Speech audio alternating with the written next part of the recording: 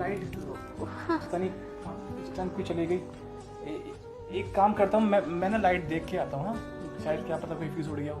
हाँ, मैं आता हूँ देख के। अब मैं भी साथ में चलूंगी, मुझे डर लगता है ना। ठीक है, आइए।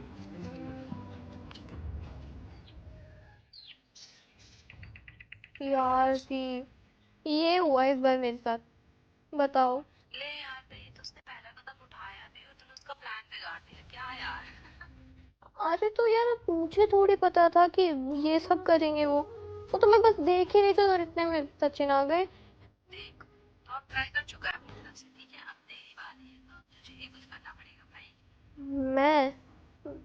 मैं क्या कर सकती हूँ दी? सुन,